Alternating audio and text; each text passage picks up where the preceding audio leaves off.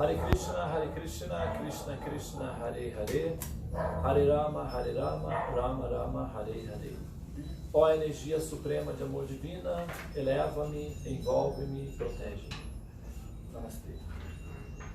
Então, buscadores, nós vamos fazer aqui uma aula do Bhagavad Gita aleatória. Hoje é um dia muito especial, é um dia conhecido como Ekadashi. E por causa disso a gente vai fazer uma leitura de um verso específico do Bhagavad Gita. Então vamos cantar o mantra de iniciação. Jaya Radha Madhava Kuja Vihari Jaya Gopi Jana Vallabha Girivaradhari Yashodanandana Braja Janaranjana Jamuna Tira Vanachari Jaya Radha Madhava Kuja Vihari Hare Krishna, Krishna Krishna, Hare Hare, Hare Rama, Rama Rama, Hare Hare. Jaya Prabhupada, Jaya Prabhupada, Jaya Prabhupada, Srila Prabhupada, Prabhupada, Prabhupada, Prabhupada, Jaya Jaya Prabhupada, Gurudeva, Gurudeva, Gurudeva, Gurudeva, Prabhupada, Prabhupada, Prabhupada, Prabhupada. Srila Prabhupada, Patita Pavanaki, Jai Gauranga Premanandi, Hari Hari Bol. Om Namo Bhagavate Vasudevaya. Om Namo Bhagavate Vasudevaya. Om Namo Bhagavate Vasudevaya.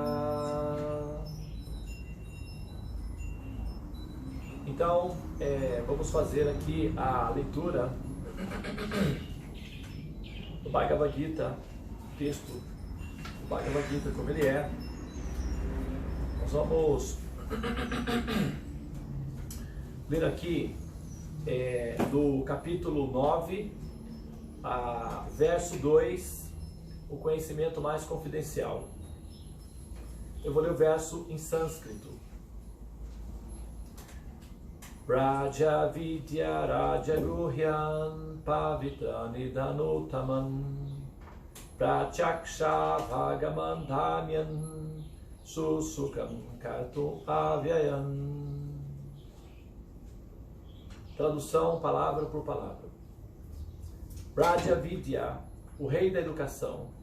Raja Guhyan, o rei do conhecimento confidencial. Pavitran, o mais puro.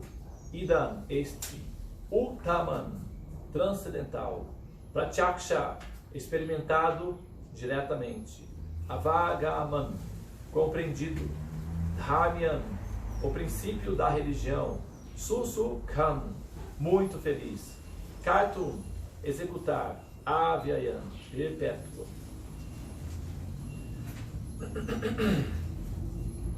Tradução. Este conhecimento é o rei da educação, o mais secreto de todos os segredos. É o conhecimento mais puro, e por dar direta percepção do eu, através da realização, é a perfeição da religião. Ele é eterno e se executa alegremente.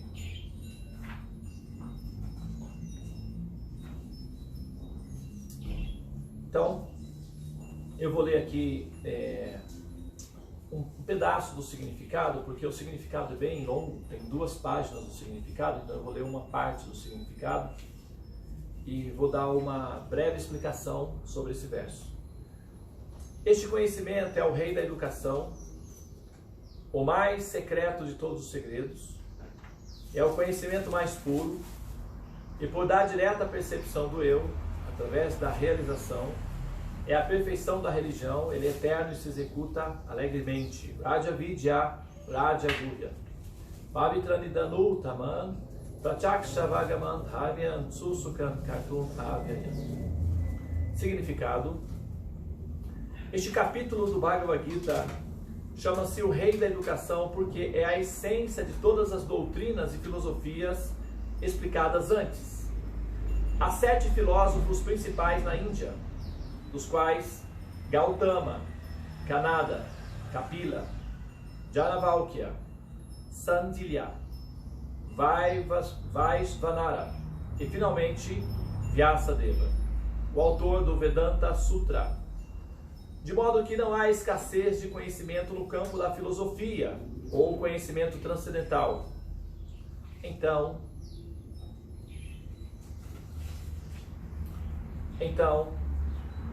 o Senhor diz que este 9º capítulo é o rei de todo esse conhecimento. A essência de todo o conhecimento que se pode obter do estudo dos Vedas e dos diferentes tipos de filosofias. Ele é o mais confidencial porque conhecimento confidencial ou transcendental envolve a compreensão da diferença entre a alma e o corpo. E o rei de todo o conhecimento confidencial culmina em serviço devocional. Geralmente, não se educa as pessoas neste conhecimento confidencial. Elas são educadas em conhecimento externo. Quanto à educação ordinária, as pessoas se envolvem com tantos departamentos: política, sociologia, física, química, matemática, astronomia, engenharia, etc. Existem tantos departamentos de conhecimento no mundo inteiro e muitas universidades enormes, mas desafortunadamente ou infortunadamente, não existe nenhuma universidade ou instituição educacional onde se instrui a ciência da alma espiritual. Não obstante, a alma é a parte mais importante desse corpo. Sem a presença da alma, o corpo não tem valor algum. Apesar disso, as pessoas dão grande ênfase a necessidades corpóreas de vida, não ligado à vida vital ou à alma vital. O Bhagavad Gita, especialmente a partir do 2º capítulo, enfatiza a importância da alma. No começo, mesmo o Senhor disse que este corpo é perecível e que a alma não é perecível. Esta é uma parte confidencial de conhecimento. Simplesmente saber que a alma espiritual é diferente desse corpo e que a natureza é imutável, indestrutível e eterna.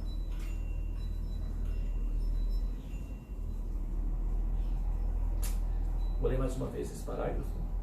O Bhagavad Gita, especialmente a partir do 2º capítulo, enfatiza a importância da alma. No começo mesmo, o Senhor diz que este corpo é perecível e que a alma não é perecível. Esta é uma parte confidencial do conhecimento.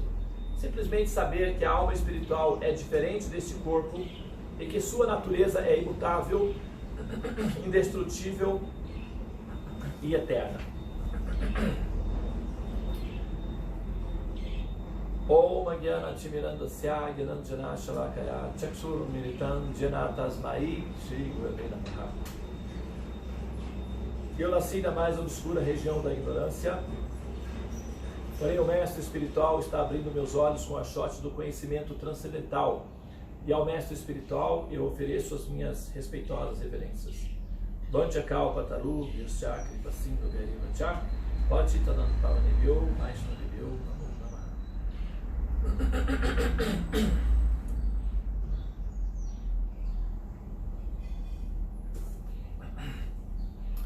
Raja Vidya, Raja Guhya, Pavitani Danutaman, Prachakshavagaman Dharyan, Susukam Kartum Avyayan. Este conhecimento é o rei da educação, o mais secreto de todos os segredos, é o conhecimento mais puro e por dar direta percepção do eu através da realização, é a perfeição da religião, ele é eterno e se executa alegremente.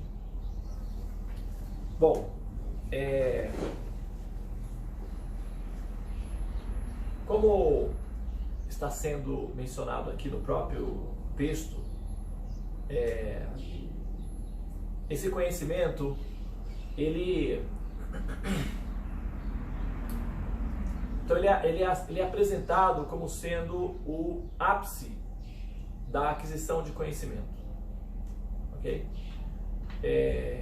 A palavra religião vem do latim religare, que significa religar, ligar-se novamente. Nos Vedas, a palavra que é utilizada para esse princípio é mukti, ou liberação. E existem alguns tipos de liberação possíveis, né? Agora,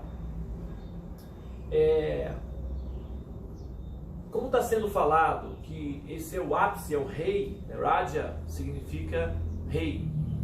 Na Índia se costuma, né? Aqui no Brasil tem o termo Maharaja, né? Que é uma derivação, na verdade, a palavra correta é Maharaja, ou Raja, que significa rei. Então, Maharaja, ou Raja, Rajagurya, significa o ponto mais alto do conhecimento, né? Nós temos um compêndio bastante diversificado de conhecimento em diferentes áreas. E todos esses conhecimentos, eles se devem a um propósito, que é a chamada evolução. Tanto faz, pode ser a evolução material, pode ser a evolução espiritual, independente de qual evolução está se falando. Agora, se nós pegarmos todo o propósito do conhecimento, todo o esforço que o ser humano faz em termos de conhecimento, tem um único objetivo: diminuir o sofrimento, produzir mais, tecnicamente falando, felicidade, satisfação e diminuir o sofrimento. Na medida que você descobre um equipamento novo para a medicina, então qual é o objetivo daquele equipamento? Diminuir o sofrimento das pessoas, prolongar a vida, dar mais satisfação, não é? Equipamentos que podem ser utilizados na astronomia, na agricultura, enfim, todo o sistema de avanço, de cultura, de conhecimento, de educação, visa basicamente a realização de 4 propósitos básicos, que é inerente tanto aos animais quanto aos seres humanos. Os animais comem, dormem, têm relacionamentos sexuais, procriam, se defendem, né? Têm as suas casas e se defendem. Finalmente eles caem em decadência e tecnicamente morrem. Então esse ciclo biológico, ele é inerente tanto aos animais quanto aos seres humanos, né? Só que os seres humanos realizam essas mesmas atividades funcionais de uma maneira sofisticada, um requinte, mas basicamente é a mesma coisa: comer, dormir, defender-se, acasalar-se, reproduzir, finalmente entrar em decadência e desaparecer. O ciclo é basicamente o mesmo. Só que como o ser humano, chamado humano, ele tem um princípio que é superior ao estado de vida primitiva, que é o estado de estar consciente da própria existência, no sentido de conjecturar, não é, o sentido da existência. Não é apenas estar existindo, mas ele tem também a consciência de que ele existe. E o fato de ele estar consciente da existência em si, isso produz uma crise existencial, que surge a questão do porquê, não é, existir. E nesse ponto, o conhecimento básico, que é o conhecimento que está direcionado para cumprir as funções biológicas, não é suficiente, né? Então, todo o avanço de tecnologia, todo o avanço de conhecimento, todo o avanço de facilidades materiais não são apropriados para dar uma informação, para dar uma equação para essa questão do porquê nós existimos. Então, nesse ponto, o conhecimento que produz a necessidade biológica, que é comer, dormir, defender-se, acasalar-se, gerar subprodutos e, finalmente, definhar, todo o sistema de conhecimento que é para a produção dessa demanda não é suficiente, não tem valor algum no campo da metafísica, tá? Então você pode, por exemplo, explicar o porquê o céu é azul do ponto de vista físico, que é a interação da luz com o contato com os gases. Agora, isso explica fisicamente, é um conhecimento técnico, pragmático, físico. Não explicaria o sentido do porquê tem que ser azul, ou do porquê, qual seria a funcionalidade metafísica de porquê é azul, ou o porquê o universo existe, como ele existe, de como foi que ele passou a existir. Essa configuração toda nos dá a satisfação intelectual de entender como as coisas funcionam, mas não supre a necessidade metafísica de compreensão do porquê, no sentido metafísico. Isso está aí. Então, um conhecimento que tem essa finalidade é um conhecimento que tem uma finalidade superior pela lógica. Porque o conhecimento que tem a finalidade de suprir as necessidades básicas não pode ser considerado um conhecimento superior, por mais que ele tenha complexidades tecnológicas e por mais que ele exija uma interação da inteligência. Entende? Porque, por exemplo, um engenheiro vai lá e ele cria uma máquina ou ele cria um super fertilizante que vai produzir mais alimentos saudáveis, que não necessita de agrotóxicos e que, portanto, as pessoas vão diminuir o índice de câncer na humanidade. Esse conhecimento, ele é extremamente bem-vindo, é um avanço humanitário, ele é extremamente, assim, benéfico. Mas qual é a finalidade dele? Produzir alimento. E a produção de alimentos ou alimentar-se é uma finalidade básica. Tanto os animais têm essa finalidade quanto os seres humanos. Então, a inteligência voltada para esse campo, muito embora seja extremamente importante, ela não tem uma finalidade superior à finalidade de um animal ou de um passarinho na floresta comendo as sementes. Só que o nível de complexidade é mais, evidentemente, não é? Exige uma inteligência superior. Porém, a finalidade é a mesma, alimentar-se. Então, esse conhecimento não dá para ser entendido como conhecimento superior, porque é simplesmente uma questão de demanda. Nós temos inteligência e existe uma demanda, uma necessidade, e essa inteligência está sendo aplicada para essa finalidade. Mas a finalidade é a mesma. O elefante está comendo lá os galhos de árvore na floresta, o peixe está comendo os micróbios no rio, a minhoca está comendo terra, o passarinho comendo a semente, o leão comendo a zebra comendo a grama, e todos estão comendo. E nós também estamos comendo. Então não tem uma diferença significativa entre o que nós estamos fazendo. A diferença é que nós fazemos de maneira sofisticada, porque temos inteligência. É a única diferença, mas a função é a mesma, é básica. Então, a inteligência voltada para os funcionamentos básicos são, novamente eu digo, excelente, e nós, claro, nós dependemos disso e nós temos gratidão por todos os pensadores e cientistas e pesquisadores que se ocupam, não é, nas áreas para esse propósito. Evidentemente que todos nós temos que ter esse respeito, né? Oferecer a eles os nossos respeitos, e a nossa honra e a nossa gratidão, porque afinal de contas eles facilitam muito a nossa vida. Agora, se a gente vai pensar em termos desse conhecimento como sendo a funcionalidade desse conhecimento, ele entra na categoria de sobrevivência. Então, ele não é um conhecimento superior, embora ele seja um conhecimento superior. Então ele é e não é ao mesmo tempo, do ponto de vista, como por exemplo... Do ponto de vista metafísico, né? Do ponto de vista metafísico. Como o exemplo que Prabhupada dava do Mahatma Gandhi, né? O Mahatma Gandhi, entre as pessoas santas, ele era considerado um político. E agora, entre os políticos, ele era considerado uma pessoa santa.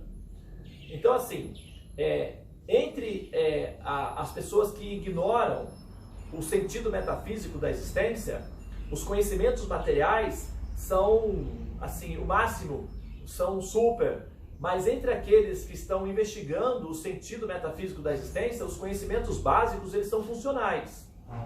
Eles não têm um valor assim transcendental. Então, o conhecimento que tem um valor transcendental, ele é considerado, do ponto de vista dos buscadores, um conhecimento superior.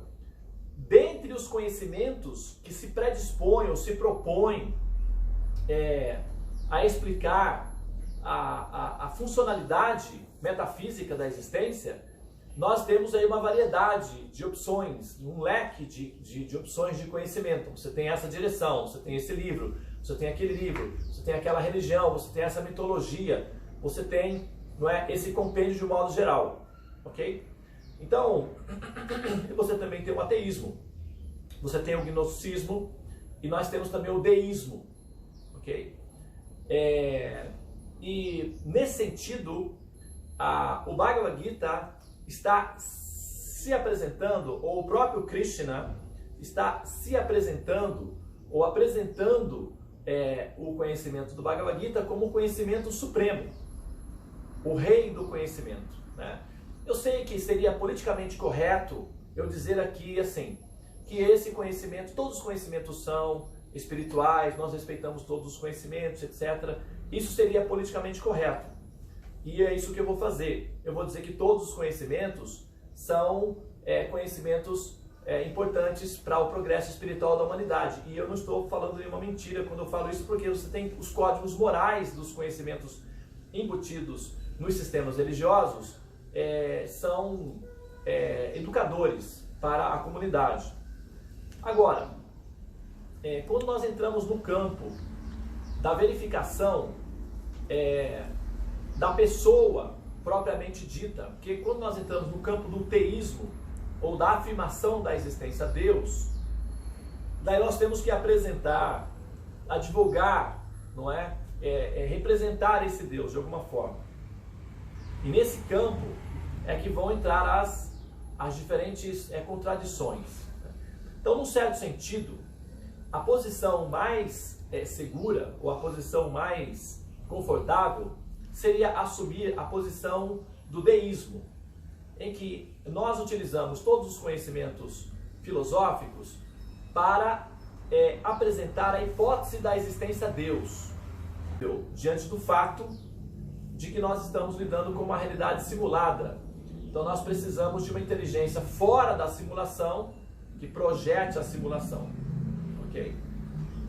Que crie essa simulação. Então nós estamos falando de uma inteligência superior, você pode chamar isso de Deus, que é uma nomenclatura mais grega, né? Nos Vedas, isso a terminologia é Bhagavan, o absoluto, o supremo, possuidor de inteligência infinita, Bhagavan. Esse é o termo utilizado dentro dos textos védicos. A palavra Deus não aparece dentro do compêndio védico. Ela é uma adaptação para facilitar o entendimento aqui no Ocidente. A suprema personalidade de Deus, Deus, então são termos mais ocidentais. Os termos védicos são Bhagavan, Brahman, o absoluto, né? A inteligência infinita.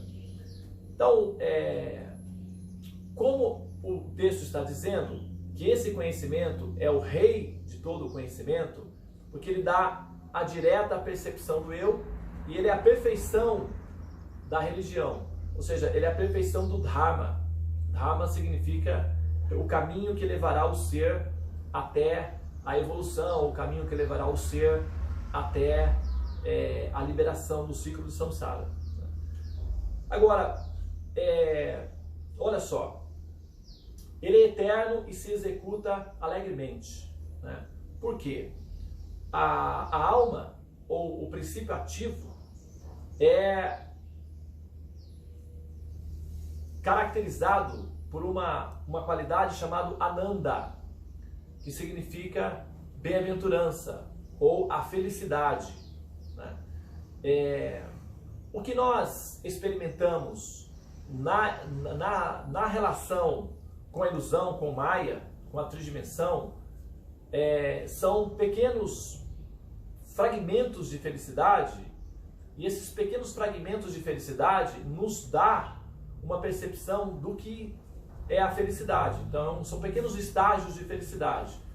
Como a felicidade dentro da tridimensão, ela é fragmentada e ela é intercalada com infelicidades, com sofrimentos, então o que acontece? A felicidade dentro da ilusão, da Maia, basicamente é um alívio do sofrimento. Imagina que uma pessoa, por exemplo, não tem dinheiro. Então, quando ela ganha dinheiro, é a maior felicidade. Na verdade, aliviou o sofrimento dela. Ou quando ela está com fome, então ela está sofrendo, então ela tem alimento, aquilo é considerado a maior felicidade. Porque, na verdade, o sofrimento dela foi aliviado. O pensador Epicuro, por exemplo, que é o formulador da questão do problema do mal, ele sofria de cálculos renais, então ele sentia muitas dores. E na conclusão filosófica dele, a maior felicidade seria gozar de boa saúde, ou seja, né? Então, na verdade, o que se tem como ideia de felicidade é basicamente um atenuante dos sofrimentos. Aqueles que estão mergulhados em facilidades materiais, em felicidades materiais, também experimentam as suas crises existenciais, porque afinal de contas são pensadores, são buscadores, e apesar do entorpecimento, que é a ausência de aflições materiais ou de preocupações técnicas ou pragmáticas de estruturação da vida, e aí sobra mais tempo para o tédio, e o tédio ele tem o efeito colateral de ser desconfortável, em algum momento surge a crise existencial também, que é a necessidade da busca do conhecimento. E o conhecimento significa educação do eu. Como o verso está dizendo, esse conhecimento é o rei do conhecimento, é o rei da educação, porque ele transcende o conhecimento, que é o conhecimento funcional para ou a satisfação das necessidades básicas da existência, ou então para a satisfação da necessidade intelectual de entender como é que esse universo apareceu e juntar as pecinhas do ponto de vista técnico, entender como um átomo funciona, como as moléculas se relacionam entre si, como é que a luz interage com as plantas. Então, todo esse conhecimento que é importante para a autorrealização, para o autoconhecimento, né, para o nosso entendimento de realidade, ele tem a funcionalidade de ser um conhecimento que produz satisfação intelectual, ou seja, ele mata a curiosidade humana, não é? Como foi que o sistema solar surgiu? Ótimo, foi matada a charada, excelente. Então matou uma curiosidade intelectual humana, mas a necessidade metafísica, a satisfação intelectual da compreensão nos detalhes técnicos de como que o universo se manifesta, não é suficiente para dar a satisfação da necessidade que a alma tem de compreensão metafísica do sentido da própria existência. Entendeu? Então, por isso que esse conhecimento é o rei do conhecimento. Por quê? Porque ele trata desse tema, ele vai nesse ponto. O foco é exatamente esse daí, que é dar ao ser a compreensão que justifica, que dê uma justificativa coerente ou uma justificativa plausível para o sentido da existência. Ok? Por isso é o rei do conhecimento, ele é o rei da educação, ele é eterno, porque faz parte da alma e se executa alegremente, porque desperta o princípio que é a felicidade ou a satisfação espiritual, que é o que produz a verdadeira Ananda. A satisfação material produz alívio das aflições mentais, ou alívio das aflições corpóreas. Mas somente o princípio de Ananda, ou a felicidade transcendental, é que dá realmente a satisfação plena do eu propriamente dito, e não do corpo material, porque o corpo material, o chamado corpo material, como nós sabemos, é uma terapia de realidade funcional e não é o objetivo, ele não tem a capacidade de produzir a satisfação última do eu, já que ele na verdade ele é apenas funcional e ele não é exatamente real. Ok? Muito bem, obrigado pela atenção, Namastê, Hare Krishna, e ficamos então com a próxima gravação. Namastê.